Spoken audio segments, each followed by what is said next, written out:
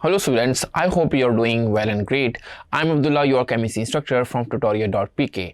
And dear students, अब हम start करते हैं चैप्टर नंबर 1 की एक्सरसाइज को, जिसमें सबसे पहले हम MCQs को सॉल्व करेंगे। तो पहला MCQ है encircle the correct answer, oxides and hydroxides of group 1 elements are.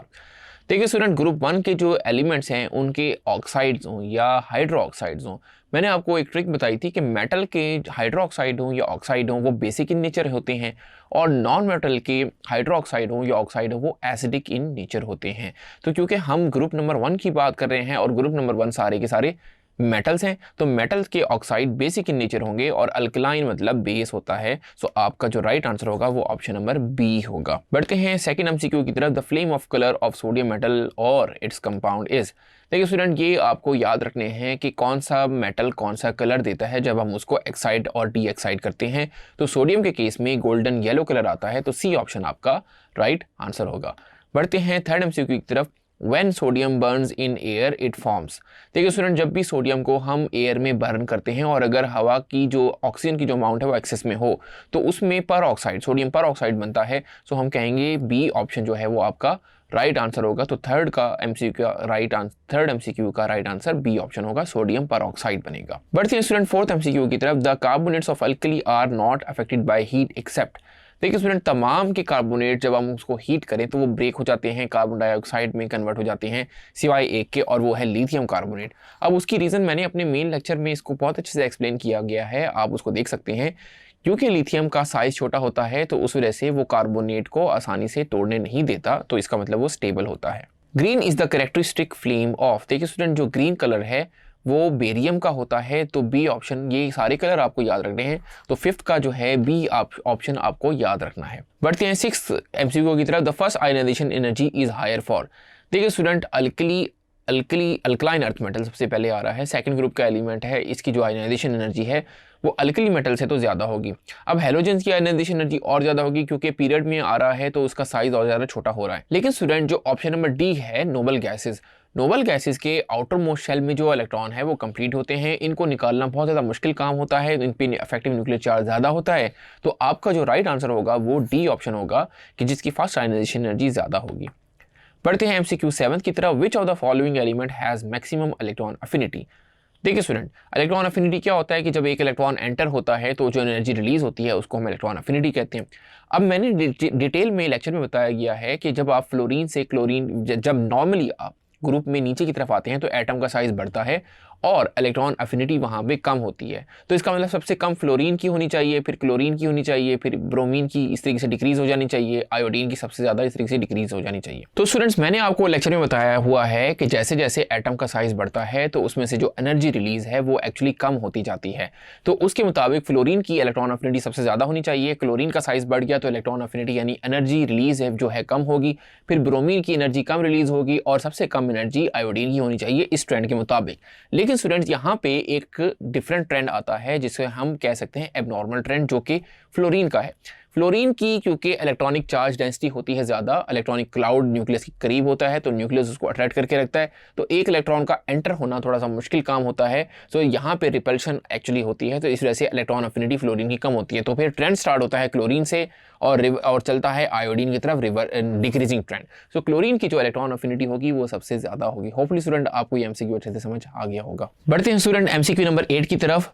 Melting points and boiling points of alkali metals. देखिए स्टूडेंट, जो भी हमने जितने भी ट्रेंड्स पढ़े उसमें मेल्टिंग एंड बॉइलिंग पॉइंट का ट्रेंड पढ़ा, तो हमने देखा कि generally melting and boiling point वो डिक्रीज होते हैं जब हम टॉप से बॉटम ग्रुप में आते हैं। उसकी रीज़न ये होती है जब एटम का साइज बढ़ता है तो वहाँ पे जो इंटर इलेक्ट्रॉनिक यानी जो मेटालिक बॉन्ड है वो एक्चुअली वीक पड़ जाता है, क्योंकि फोर्सेस ऑफ अट्रैक्शन वीक पड़ जाती हैं इंटर जो मेटल के अंदर जो फोर्स ऑफ अट्रैक्शन होती हैं। तो top to bottom melting and boiling point decrease होगा। सो ए जो ऑप्शन होगा वो यहाँ पे राइट आंसर होगा। बढ़ते हैं स्टूडेंट नेक्स्ट एमसीक्यू की तरफ। Which one of the following oxide is amphoteric in nature. यहाँ पे स्टूडेंट आपको बताना है कि इनमें से कौन सा जो ऑक्साइड है वो एम्फोटेरिक है, यानी वो एसिड के साथ भी रिएक्ट कर सकता है और बेस के साथ भी। तो स्टूडेंट आपने ध्यान में रखना है कि एंटीमनी जो ऑक्साइड है उसकी प्रॉपर्टी है कि वो एसिड के साथ भी रिएक्ट कर सकता है और बेस के साथ भी रिएक्ट कर सकता है। सो 9 एमसीक्यू का right answer option number C होगा। बढ़ते हैं 10th की तरफ। Oxidizing power of halogens depend upon. देखिए जो ऑक्सीडाइजिंग पावर है किसी भी हेलोजन की, एनर्जी ऑफ डिसोसिएशन पे भी डिपेंड करती है, इलेक्ट्रॉन अफिनिटी पे भी डिपेंड करती है, हीट ऑफ वेपराइजेशन पे भी ऑक्सीडाइजिंग पावर डिपेंड करेगी। तो इसका मतलब ये तमाम चीज़ों पे डिपेंड करेगी। तो option number D will be your right answer. चलते हैं स्टूडेंट MCQ 11 की तरफ। Which of the following oxide is amphoteric in nature? Magnesium oxide, beryllium oxide, carbon dioxide या टिन ऑक्साइड? देखिए स्टूडेंट, मैंने आपको लेक्चर में बताया कि बेरिलियम का बिहेवियर ज़रा पेक्यूलियर है, यानी बाकी जो कंपाउंड्स हैं यानी बाकी जो एलिमेंट्स हैं इनफैक्ट उनके मुकाबले में बेरिलियम ग्रुप नंबर 2 में अपना बिहेवियर डिफरेंट रखता है। उसकी डिफरेंट नेचर की वजह यह है उसका साइज़ छोटा होता है, तो इसकी वजह से वो उनकी प्रॉपर्टी डिफरेंट होती है। तो बेरिलियम का जो ऑक्साइड है वो एम्फोटेरिक इन नेचर होगा, वो बेस के साथ भी रिएक्ट कर जाता है और एसिड के साथ भी रिएक्ट कर जाता है। तो ऑप्शन नंबर बी आपका राइट आंसर होगा पार्ट नंबर 11 का। चलते हैं स्टूडेंट पार्ट नंबर 12 की तरफ। यहाँ पे आपको ये बताना है कि correct increasing order of atomic radius क्या होगा। तो स्टूडेंट यहाँ पे अगर आप देखें पार्ट नंबर सी को, नियॉन का जो साइज़ है वो सबसे छोटा होगा क्योंकि वो सबसे टॉप राइट पे आ रहा है और राइट पे सबसे ज़्यादा छोटा साइज़ होता है। फिर आप देखें लेफ्ट पे, उसके बाद ऑक्सीजन आ जाएगा, ऑक्सीजन का साइज़ थोड़ा सा बढ़ जाएगा और इसके बाद साइज़ थोड़ा, क्योंकि ऑक्सीजन के नीचे सल्फर है। अब यहाँ पे ग्रुप वाली बात होगी, मैं कुछ इसको शो कर देता हूँ।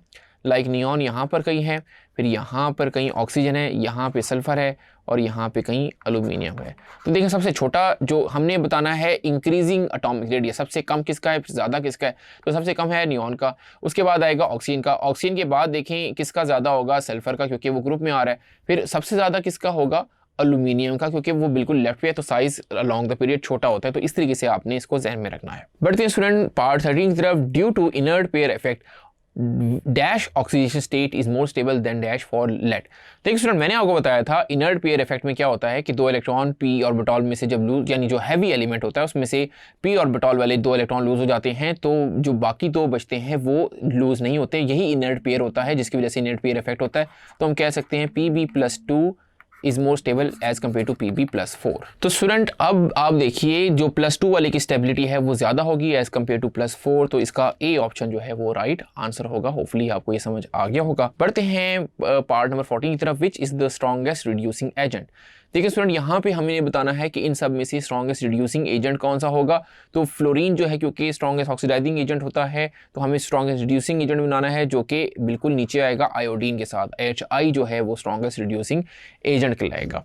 आगे चलते हैं। Which one of the following has the highest boiling point? देखिए स्टूडेंट, इसकी रीजन ये है कि मैंने आपको लेक्चर में बताया हुआ है कि जो HF है वो एक्चुअली वीक एसिड है, यानी एसिडिक स्ट्रेंथ बढ़ती है, यानी HF इज़ वीक एसिड, फिर HCl स्ट्रॉन्ग होगा, फिर HBr स्ट्रॉन्ग होगा और जो सबसे ज़्यादा स्ट्रॉन्ग होगा वो HI होगा। अब जो स्ट्रॉन्ग एसिड होता है वो आसानी से टूट सकता है, यानी वो आसानी से H पॉजिटिव और I नेगेटिव में टूट सकता है। और जो वीक एसिड होगा उसका वो वीक क्यों है? क्योंकि वो टूट के हाइड्रोजन आयन नहीं दे रहा और फ्लोराइड आयन उस तरीके से नहीं दे रहा। हमें ज़्यादातर ये हाइड्रोजन आयन चाहिए होते हैं। अब वीक एसिड का मतलब ये होगा कि उनमें ये जो बॉन्ड है ये बड़ा स्ट्रॉन्ग होगा। जब बॉन्ड स्ट्रॉन्ग होगा तो उसको बॉयल करना मुश्किल काम हो जाएगा, इसका मतलब उसका बॉइलिंग पॉइंट ज़्यादा होगा। तो बी ऑप्शन जो है वो आपका राइट आंसर होगा। सो HF would be your right answer for this MCQ। आइए स्टूडेंट बढ़ते हैं लास्ट MCQ की तरफ। The radio active element in halogen group is radon, radium, astatine और ब्रोमीन। देखिए स्टूडेंट, यहाँ पे आपको याद रख लेना है कि जो एस्टाटीन है वो एक्चुअली रेडियो एक्टिव एलिमेंट है, वो रेयर अर्थ भी है, इस वजह से वो रेडियो एक्टिव भी होगा। तो ऑप्शन नंबर सी जो है वो आपका राइट आंसर होगा। होपफुली स्टूडेंट सारे MCQs आपको अच्छे से समझ आ गए होंगे। Thank you.